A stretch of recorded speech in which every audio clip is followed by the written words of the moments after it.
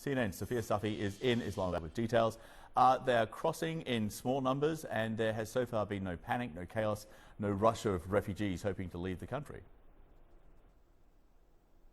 Yes, John. I mean, Pakistan, so let's go back a little bit to June, in which Pakistan's Prime Minister Imran Khan had said in a statement that Pakistan will not be taking in any more Afghan refugees if things fall apart next door in Afghanistan. And they've stuck to that.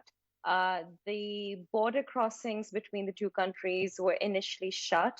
And then early on this week, Chaman border in the southern province of Balochistan was opened. And then just yesterday, the Torkham border, which is quite close to Kabul and also close to a major city, Peshawar in Pakistan, was also reopened for pedestrians. They're only allowing people who've got visas and proper documentation to come through. I've been in touch with UNHCR, and they've kind of explained to me that they're not really expecting a surge just yet because of the fact that the region bordering Pakistan, the region of Afghanistan, which borders Pakistan, it hasn't seen any massive combat fighting. Those regions kind of just fell to the Taliban. There wasn't really much of a pushback. So people haven't really been displaced in that part of Afghanistan.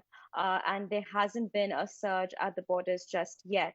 Of course, this is a developing situation. We do know that the Pakistani Embassy in Kabul remains open. We've had information shared with us from Pakistan's information ministry that they are giving visas to Afghan nationals who have worked for foreign organizations, for international media, for example. They are granting them visas, granting Afghan nationals visas on a priority basis and trying to fly them out on Pakistan International Airlines. They've evacuated about 1,100 people, but there is, there is a possibility, as things are changing quite quickly, that the amount of people that you've seen at Kabul airport, for example, those horrific images, that people are going to try to maybe get out of the country through the land borders. And things might change in the days to come. We are hearing that there is pressure on the government by certain international organizations to change their policy and review it regarding allowing refugees in. Pakistan has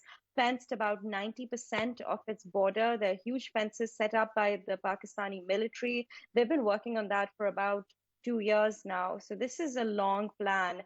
This is something that they have been expecting for a while with the ongoing peace talks, etc., that were happening. So we'll just have to wait and see how things change in the days to come, because things are changing quite quickly, as we've already seen. John? Sophia, thank you. Sophia Safi in Islamabad.